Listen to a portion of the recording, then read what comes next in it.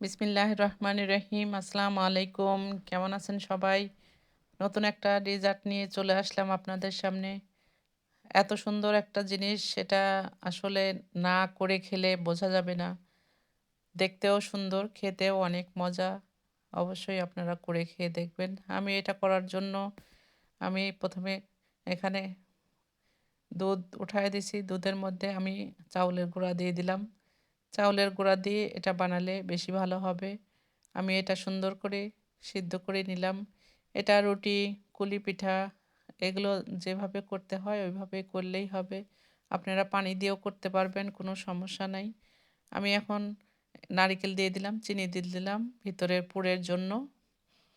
এটা আমি এখন প্রথম পুরের জন্য হালুয়াটা রেডি করে নিব। নারকেল আর চিনি দিয়ে সুন্দর করে ভেজে নিব। নেওয়ার পরে আমি একটু ঘি দিয়ে দিচ্ছি। আমি কোনো মশলা ব্যবহার করিনি। এটা একটু ভেজে নিয়ে তারপরে ঘি দিয়ে দিচ্ছি। এরপরে সামান্য একটু পাউডার দুধের পাউডার গুঁড়া দুধ দিয়ে দেব। এটা ভেজে নিলে তাহলে কাঁচা গন্ধটাও থাকবে না নারিকেলের। আর যারা নারিকেল খেতে পারে না তারাও খেতে পারবে।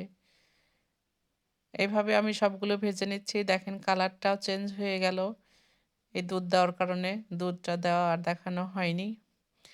এভাবে আমি সুন্দর করে ভেজে নিয়ে নামিয়ে ফেললাম। এখন আমি আটার ডোটা রেডি করে নিছি। নিয়ে এখন এর মধ্যে একটু ফুড কালার মিশাই নিব। এটা অরেঞ্জ কালারের ফুড কালার। ফুড কালারটা মিশিয়ে সুন্দর করে এটা মেখে পুরাটা যেন মেখে যায়। আবার এটা যখন সিদ্ধ করা হয়েছে আটাটা তখনও যদি ভিতরে দিয়ে করা যায় তাও হবে। আমি সেটা আর করলাম না, যে কালার বেশিও হতে পারে কমও হতে পারে। এর জন্য ইচ্ছামতো এটা পরে করে নিলেও কোনো সমস্যা হবে না। আর যদি এটা রং দেওয়া হয় তাহলে কিন্তু এটা এইভাবে পানির মধ্যে দিয়ে করে নিলেই বেশি ভালো হবে। আমি ছোট, ছোট করে লেচি কেটে নিয়ে আমি এই যে হাত দিয়ে মেল্ট করে এখন আমি এখানকার পুরটা দিয়ে দেব। পুরটার কালারটা খুবই সুন্দর এসেছে, দেখেই বুঝতে পারছেন। খেতেও খুব মজা হয়েছিল। এইভাবে আমি পুরগুলো দিয়ে মুখটা বন্ধ করে দিলাম। দিয়ে এখন সুন্দর করে গোল করে নিয়ে একটু চাপ দিয়ে আমি চামচ দিয়ে ডিজাইনটা করে নেব। এটা কোনো ছাঁচও লাগবে না, এটা কোনো কুকি কাটারও লাগবে না। হাত দিয়েই আমরা ডিজাইনটা করে ফেলতে পারবো। আমরা চাইলে অনেক কিছুই করতে পারি। আসলে আমাদের একটু অলসতার কারণে আমরা সব কিছু কিনে খাওয়ারই চেষ্টা করি, না হলে না করে খাই। দেখেন কত সুন্দর হলো। এইভাবে আমি একটা দুটা করে সবগুলোই করে নিব। আমি আরেকটা করে দেখাচ্ছি। দেখলে খুবই ইজি, আর যদি না দেখা হয় মনে হয় এটা অনেক কঠিন। এইভাবে আপনারাও করে নেবেন। আমরা কেন বাজার থেকে অস্বাস্থ্যকর খাবার খাবো আর চড়া দামে কিনে? এটা কিনতে গেলে দেখবেন যে কত টাকা নেয়। এটা আমরা যদি একটু কষ্ট করে বাড়িতেই তৈরি করি বাচ্চারা খুশি হবে। আবার দেখা যায় পয়সাটাও বেঁচে গেল। এটা বানানো হাতে বানানো আর কিনে খাওয়ার জিনিসের মধ্যে অনেক কম বেশি। হাতে বানানোর এটা বানাতে বানাতেই এটার ইয়েটা আরও বেড়ে যায়, আকর্ষণটা আরও বেড়ে যায়, যে কখন হবে কখন খাবো। আর বাজারে থেকে কিনলে কিন্তু সেটা হয় না। দেখলাম, কিনলাম, খেয়ে ফেললাম। কিন্তু বাড়িতে করলে এটার মহব্বতও বেশি। একজন যদি ভালো বলে যে সুন্দর হয়েছে তাহলে কিন্তু বানানোর আগ্রহটা আরও বেড়ে যায়। আমরা অনেক কষ্ট করি ভিডিওটা তৈরি করি।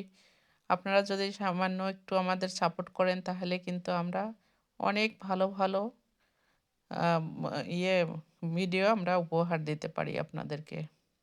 এইভাবে একটা দুটা করে আমি সবগুলো বানিয়ে নিলাম। এখন আমি চকো চিপস দিয়ে দেব, ব্ল্যাক কালারের চকো চিপসগুলো বাড়িতেই তৈরি করেছি আমি। আমার পেজে গেলেই দেখতে পাবেন। আমি একটা দুটা করে সবগুলোতেই দিয়ে দিলাম। এখন আমি এটা রাইস কুকারে ভাপে দিয়ে দেব। রাইস কুকারে গরম পানি উঠায় দিছি। এখন গরম পানিটা ফুটে উঠলেই আমি এটা ভাপে দিয়ে দেব। আমি ছাকনার উপর দিয়ে দিচ্ছি। দিয়ে আমি সবগুলো সাজায় নিব।